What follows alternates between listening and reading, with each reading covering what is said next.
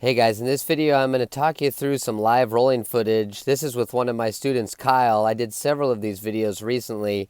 Kyle is a lifelong wrestler. He's very tough. He'll be a blue belt any day now. Here's some of our scrambles. I'm going to show each scramble in real time and then in slow motion and talk you through what I'm thinking and maybe what Kyle could do differently to help when he's attacking me. Again, I'm going to do these a few times. I'm going to show you the important stuff so you can kind of get a sense of what I'm thinking about as I'm setting some of my favorite traps. See what you think. So here's our first little scenario. So I'm working on the bottom. I'm looking for my underhooks, looking to set up my sweep, of course, as pretty much anybody's going to do from the bottom. So Kyle really likes the Darce choke. He's been working his front chokes a lot. And he's got a very good squeeze when he gets it. So I came up to my knees here, which can sometimes be risky.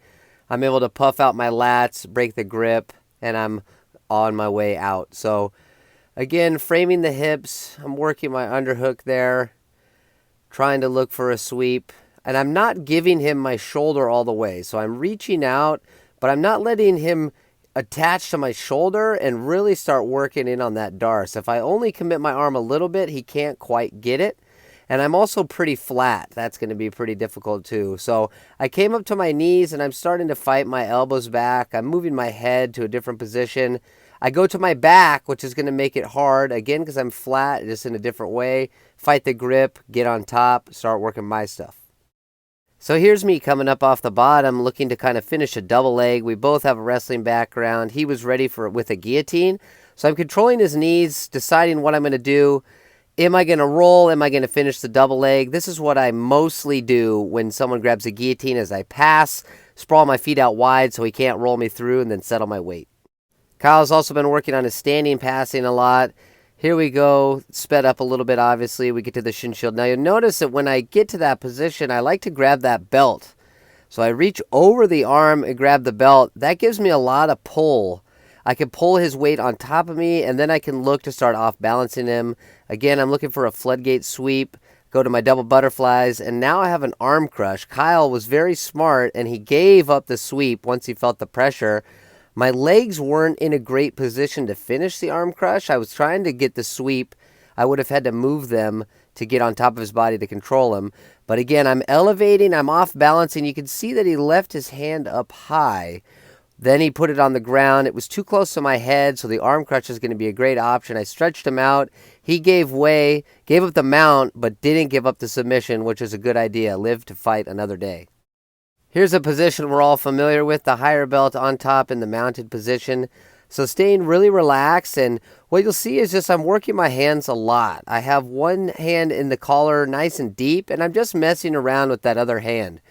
Now to do that, you need to be really comfortable in holding the mount position, but I'm showing that hand a lot, making him try to pick a side, so when he thinks he does have the right spot to trap and roll, he rolls me and I pause him in between here.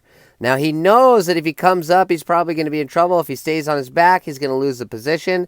But then I'm going to be able to get a tighter grip on him in between there. So again, looking at it, I have a really balanced position on the mount. I'm not too connected, so I'm not going to get rolled off too easily.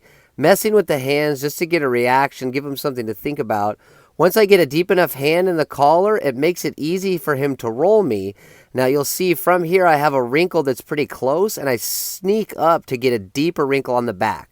I haven't started squeezing yet. I wait for him to come up, and I drop that elbow in there. Now I'm going to work that sweep I was trying to work earlier, the floodgate sweep, with that same deep grip over the back. Kyle's arms are on the far side of my body, probably because he likes that far side armbar, one of the best moves he can hit in this position. What he should do or could do is come around my head, scoop it up, and flatten me out. I'm trying to pull him again on top of me. I make my quick switch with my knees, using that grip on the back and on the leg to push him over the top right into knee on belly. Here I did a bad job trying to take Kyle's back. I was trying to put that top hook in, but I didn't have the bottom one, so I came up using my harness to go to a Kimura grip. You see, I'm being very patient. I just isolate that arm, and he's looking for a place to put his hand to keep it safe. Now, I probably got lucky here a little bit because His lapels were wide open and he didn't have his belt to grab. So a lot of us defend that Kimura by grabbing the belt, grabbing our own collar, something like that. The other one that you were looking for here was grabbing inside the thigh. So I just waited patiently with good control. He could have maybe shrimped a little bit. He asked me about this after. So a little bit of movement with the legs would have been good, but he should have just been a little bit more deliberate with where he was going to put his hand. You see how I'm just kind of messing with it. I push his knee down. When it comes pretty quick, and I get the tap. So here I am twisted out towards the feet. Now you always have to remember, anybody that's twisted out and looking at your feet, they're going to probably try to take mount. That's going to be an easy way for them to do it. So be prepared for that. I didn't get the mount. I just went to knee on belly on the other side. So I start harassing the collars again, and here I just go for a baseball bat choke, a no-gi variation. It wasn't very tight, but it did give me the arm. So again, I'm going to look for control, see if I can take mount when I can. I move myself across. I go to knee on belly. So this type of armbar, I call it the no-touch armbar. I've made videos about it in the past, but I threaten their neck enough to where they start to move, and I'm in knee on belly, and I'm able to sneak myself up into the armpit without them knowing while they're working on the choke. When they give me enough of their arm while defending the choke, then I can just simply step over the head and sit back. I call it the no-touch armbar because I usually don't have control of it with my own hands as I'm sitting back. I sit back and just hope it lands in my lap. If I miss, then I need to scramble to get back on top. Here it comes, pretty sneaky, right over the top. Go slow on that one because it does catch people off guard. Don't hurt your partner's arm.